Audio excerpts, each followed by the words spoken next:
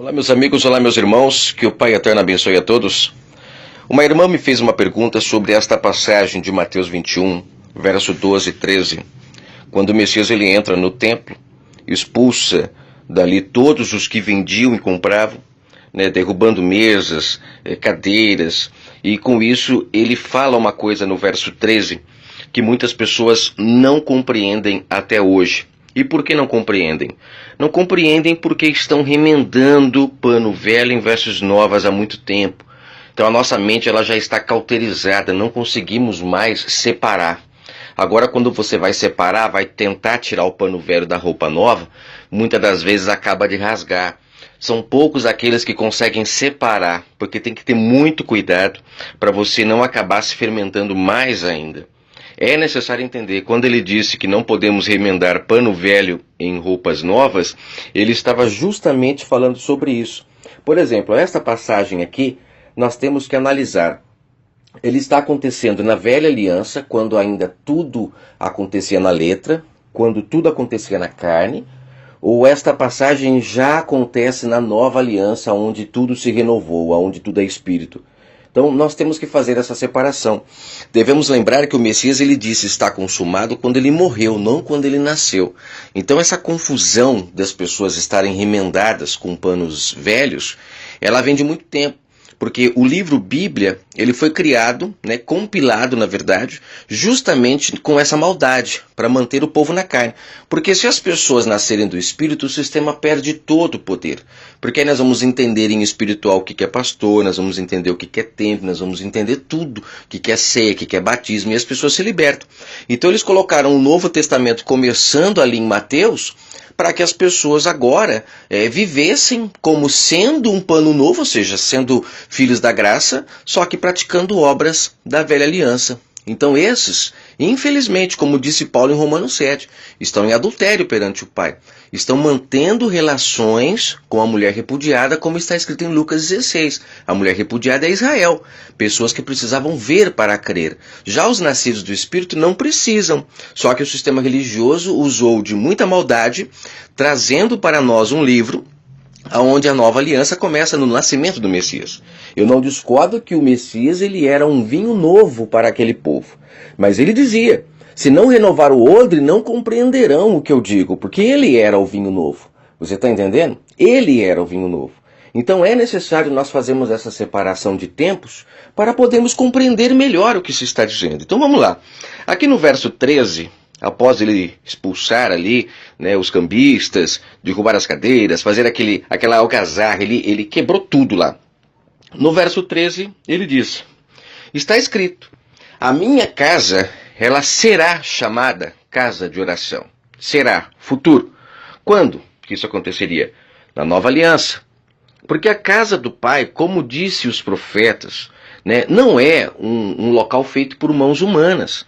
Leia Isaías 66, para você entender, eu até vou colocar aqui, o meu problema é o tempo, para não me alongar, mas Isaías, no capítulo 66, ele diz assim, assim diz o Criador do Universo, o céu é o meu trono e a terra é escabelo dos meus pés, que casa vocês edificariam a mim? E que lugar seria o meu descanso? Ou seja, ele está deixando claro que o Pai não habita em locais feitos por mãos de homens, porque as pessoas estavam querendo construir uma casa para ele, Aqui já estava construída, eles estavam enganados de que o Pai habitava naquele lugar, mas ele aqui está deixando o seu ponto de vista, o que ele entendia do Criador do Universo. E no verso 2 ele fala, a minha mão, ela fez todas essas coisas. Todas as coisas vieram existir através de mim, diz o Criador. Mas eis que eu olharei para o humilde e contrito de espírito, que treme diante da minha palavra. Então você percebe que ele não habita nesses lugares. Então quando ele fala que a minha casa será chamada casa de oração, é necessário a gente fazer essa separação do antes e depois. Velha aliança, época da letra, época das trevas, época da escuridão, da época da luz, que é após o Messias vir, e agora nós podemos nos casar com outro, o Messias ressuscitado. Romanos 7, Paulo deixa muito claro isso, e eu tenho um áudio já gravado especificamente sobre Romanos 7, para nós entendermos. Nós fomos batizados na morte do Messias, como ele também diz em Romanos 6. Então o que é ser batizado na morte dele? É esquecer as coisas que para trás ficam, como Paulo fala lá em Filipenses. O que é esquecer das coisas que para trás ficam? É as coisas erradas que a gente faz? Não, muito pelo contrário, as coisas erradas que a gente faz, a gente tem que se lembrar para poder voltar e se consertar. O Messias disse, para sermos perdoados diante do Pai, precisamos praticar o perdão das coisas que fizemos errados, das coisas que deixamos para trás e não nos consertamos. Agora, o que Paulo diz em Filipenses? Eu tenho um áudio no canal falando sobre isso. Deixar para trás as coisas que ficaram, né? Ele está justamente falando sobre a lei, sobre a letra, sobre termos que ver para crer. Na nova aliança, tudo isso mudou, tudo isso renovou, é preciso renovar o entendimento. Então, quando ele fala que a minha casa será chamada casa de oração, ele está se referindo a nós. Nós somos a sua casa. Nós somos a sua morada. Paulo fala em Coríntios, vós sois o templo do Espírito Santo. Então acabou. O Espírito Santo que antes ele habitava na arca, o Espírito do Pai, né? Ele habitava na arca, as pessoas não tinham acesso, só os sacerdotes. Então na nova aliança o Messias vem, ele cumpre toda a lei por nós, nos faz sacerdotes, para agora termos um contato direto com o Pai, e a arca da aliança, que antes era visível e ficava dentro lá daquele tabernáculo, hoje ela está em nós, como Paulo disse em Hebreus 8 e em muitas outras passagens. A arca está agora no nosso entendimento, local onde as leis estão, local onde o próprio Messias está. Nós somos o seu corpo, né? Eu até anotei aqui, ó, em 1 Coríntios 12, Paulo fala, vós sois o corpo de Cristo. Engraçado que ele fala assim, ó. Eu só estou tentando mostrar para você que está assistindo esse áudio, antes de falar aqui de 1 Coríntios, que nós temos que separar. Porque quando o Messias fala que a minha casa será chamada casa de oração, a gente imagina que ele está falando daquele local, né? Daquele templo. E ele não está falando daquele templo, ele está falando do templo que ele levantaria.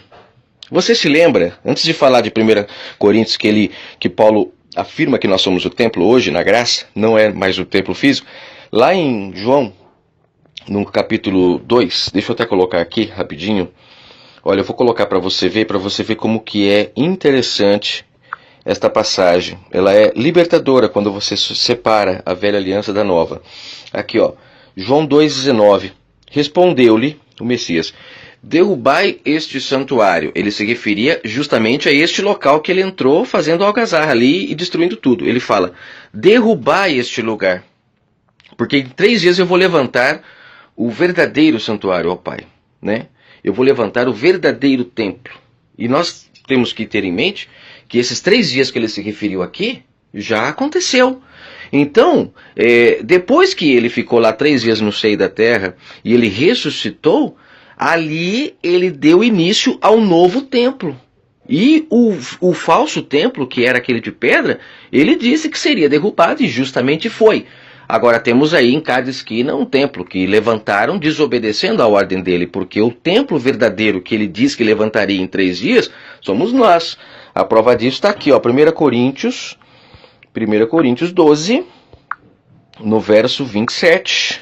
Olha, ora, vós sois o corpo de Cristo, e individualmente seus membros. Nós somos agora o corpo. Romanos 12, 5, ele também afirma, você vê como que o Paulo ele tinha um entendimento espiritual, um entendimento bem mais avançado, né? Romanos 12, aqui ó, verso 5, ele diz o seguinte, assim nós, embora muitos, somos um só corpo, o corpo de Cristo, e individualmente somos membros uns dos outros. Então você entende que quando o Messias ele fala lá em Mateus 21, quando ele fala que a minha casa será chamada casa de oração, ele está se referindo justamente a nós. Nós seríamos a sua casa e não mais aqueles lugares.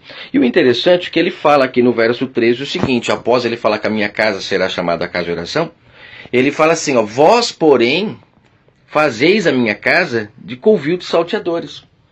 Ou seja, nós temos que entender, gente, que ninguém faz negócio com parede, ninguém negocia com parede. Nós negociamos com pessoas. Então ali quando eles estavam vendendo pombas, quando eles estavam vendendo ali os animais, que aqui fala muito pomba, essas coisas, mas os próprios cordeiros eram vendidos. Eles lucravam com os sacrifícios, né? Então quando ele fala que aqueles homens eram ladrões, ele está deixando muito claro que aqueles homens estavam se beneficiando da fraqueza das pessoas, da maldade delas, né? E o pai, ele não queria que eles fizessem isso. Então o Messias, ele chega e ele põe fim a tudo aquilo que está acontecendo. E ele fala que aqueles homens eram ladrões. Eles estavam roubando, não estavam roubando as pessoas ali só financeiramente, eles estavam roubando, era a verdade do pai de dentro da mente delas. Porque as pessoas iam se sacrificar lá e não se consertavam com o próximo. E a lei mandava se consertar com o próximo. Mas eles estavam totalmente fermentados por aqueles homens. Plantas que o pai não plantou, como disse o Messias, né? O interessante, eu anotei aqui, ó, em Atos 7:48, não vai dar para ficar procurando aqui, mas você pode colocar. Eu vou colocar só Atos, para a gente poder provar o que está falando. Atos 7, no verso 48. Olha o que Estevão diz aqui para os líderes religiosos. O Altíssimo, Criador dos céus e da terra, não habita em templos feitos por mãos de homens, como diz o profeta. Aqui ele se lembra do que Isaías disse lá no capítulo que eu li agora há pouco, capítulo 66. O profeta diz: o céu é meu trono, a terra é escabelo dos meus pés. Que casa me edificariam, diz o Senhor, ou qual lugar é o lugar do meu repouso? Perceba que Estevão está fazendo uma lembrança dos líderes ao que Isaías disse, mostrando que eles não ouviam os profetas como disse o Messias, eles matavam eles ignoravam o que eles falavam.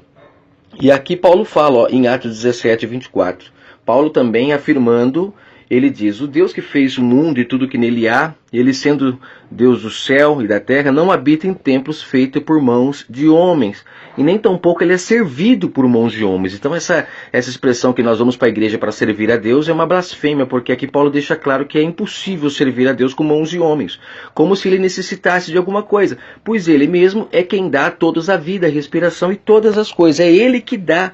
Eu não tenho como pegar uma coisa que meu pai me deu e eu dar para ele como se eu estivesse dando. Não, é meu pai que me dá. Então, Paulo aqui, ele, mais claro do que isso, impossível, né?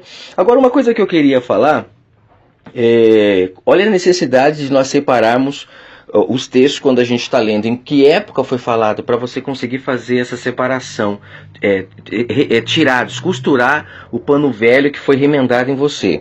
Aqui, ó, o que é orar para o Messias? Eu vou rapidamente aqui. O que é orar para o Messias? Mateus 6, rapidamente, para a gente poder finalizar, para não me estender. Mateus 6, a partir do verso 5. Ele diz assim, ó: o que é orar para ele? Na graça. Aqui ele está ensinando as pessoas a como orar na graça, ser a casa de oração. Quando orares, não seja como os hipócritas, que gostam de orar para as pessoas verem. Tá? Oram nas esquinas, nas sinagogas, para serem vistos, aqui ó, vistos pelos homens. Em verdade vos digo que eles já receberam a sua recompensa, e a recompensa deles com certeza é serem vistos. Tu, quando orares, aqui ele já está dando uma dica, ele está dando uma luz, é um vinho novo. Se você tiver um entendimento novo, odre novo, você compreenderá. Tu, quando orares, entra no teu quarto, fecha a porta e ora ao Pai que está em secreto. E o teu Pai que te vê em secreto te recompensará diante dos homens. Orando, não useis de vãs repetições. Esse negócio de ir para a igreja para ficar orando todo culto é vãs repetições. Ele diz que os gentios fazem assim, porque pensam que pelo muito falar serão ouvidos. É aquele negócio de corrente, fazer corrente, 7 semanas. Tudo isso é você usar de vãs repetições, querer alguma coisa à força. E ele diz, não é assim na graça. Porque ele fala aqui no verso 8, não vos assemelheis a esse tipo de gente, porque o vosso Pai sabe o que é necessário para você antes de você lhe pedir. Então esse negócio de ficar pedindo é uma prática muito errada. E depois eu gostaria que você lesse o que está escrito em Romanos 8, quando Paulo fala o que de fato é orar ao Pai, que lá ele fala, não vai dar tempo de eu procurar aqui, que eu preciso finalizar com 15 minutos, mas leia Romanos 8, do verso 26 e 27, quando Paulo fala que é o nosso espírito que clama com gemidos inexprimíveis ao Pai, e ele, que conhece e esquadrinha os nossos corações, nos responde de acordo com o que o nosso espírito passa para ele, não mais a boca. Paulo deixa claro, nós não sabemos orar. E em João 10 o Messias fala que os ladrões e salteadores são todos aqueles que nunca morreram por ninguém e ficam se colocando como pastor das pessoas. Então se você tem um homem que se diz pastor, que se diz ungido de Deus e não morreu por ovelha nenhuma, ele não é digno Para ser digno, tem que entrar pela porta, tem que cumprir toda a lei, morrer para dar a vida agora às pessoas. E a vida é justamente a liberdade desta lei que escravizava, deste marido-lei, como Paulo fala em Romanos 7. Somos livres agora para adorar em espírito, porque onde há liberdade, aí há a presença do nosso eterno Criador. Fiquem todos com o Eterno e espero ter ajudado com essa resposta de Mateus 21.